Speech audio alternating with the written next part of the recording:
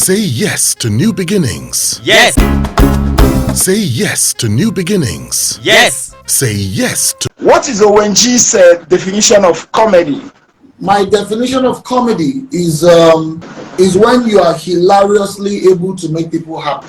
Okay. You know, I believe that there are various forms of laughter. There are some laughters that people laugh and they go home feeling sad. You know, some people want to express their angry moments, they laugh. Not everybody cries when they want to express their sad or their angry moments. Some people laugh.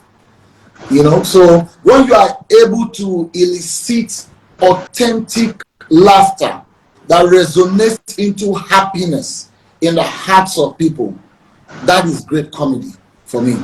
Okay. Now, of all the professions in the world, why did you settle for comedy? I mean, it was hard actually. Let me give you a little bit of background about myself. I didn't just dabble into comedy. I mean, all of my life it has been entertainment. There's no other thing I've done better than entertainment. And I was told stories when I was a little bit older of how at the age of 2. Oh, okay. Very, very well. You know, okay. I was told that at the age of 2 years old, my father would normally take me to his friends' kids' parties. You know, he would always make sure he got an invite from me because I was a great dancer. I could dance well. So, and you know, when we were small those days, you know, during the times when Michael Jackson's Off the Wall album was one of the biggest hits then, my father would take me to his friends' parties and then he would make sure that he bets with his friends to tell them that he knows that his son is going to be the best dancer at the party. I was too small to even know what was happening then, but as soon as I had a bottle of drink in my hand and I heard music, that's the end. That's all I needed. So I would dance and win my father a lot of money. It wasn't until when I was like 8, 9 years old that I started to, you know, the breakdance era in my area then. You know, they would go to parties, myself and my younger brother. I'd wear pencil trousers and loafers with white socks, you know, white glove that my mother picked from Bedam Boutique at Yaba then, with, you know, suits that was almost 3/4. Not because they cut it like that, but because now I was outgrowing the suit. And then, you know, they would deceive us then that I was dressing like Michael Jackson. So they take us to parties. And for every time we got to those parties, myself and my brother, it was as if the stars of the day had come. People would just be like, hey, they've come, now we know that the dance is about to start.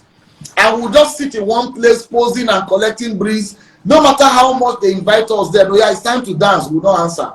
One plate of food and one bottle of drink later, hey, forget it. Once we just start busting all of those moves and the rest, party don't scatter. So when I now got to like 12 years old, under the military administrator in Lagos State then, I think it was Mike Ahibe, that was the governor of Lagos State, or then the military administrator of Lagos State. I was opportuned to meet him then because I did my first school living certificate.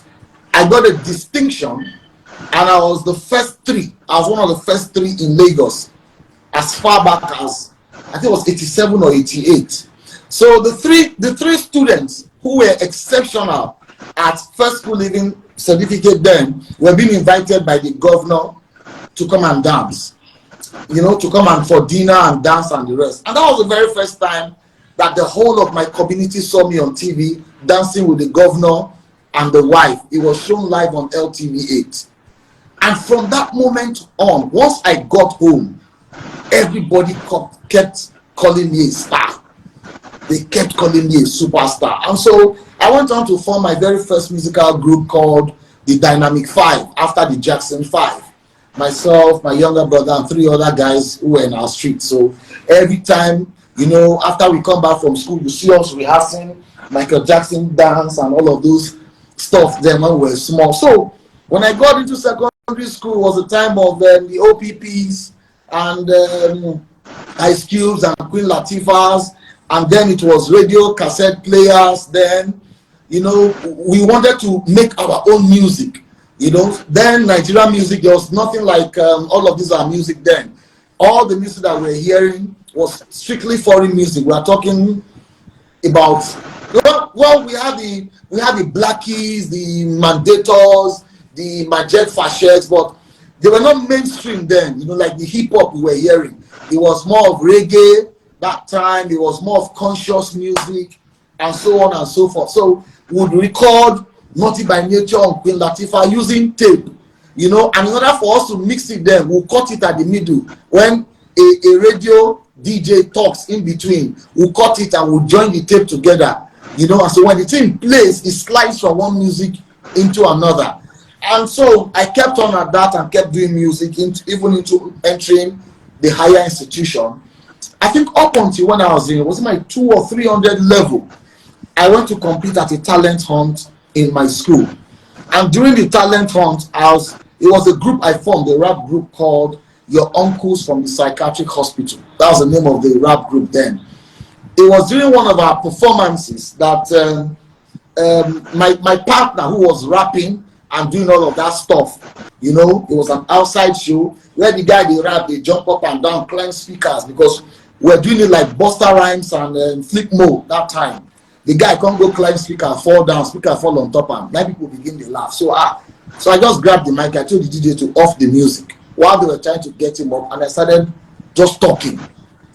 Now until we die here before, when I know say we can't perform to show say we be artists. So I just started talking and yapping, and people were throwing it back to me, and I was throwing it back to them, and they were just laughing and clapping and the rest.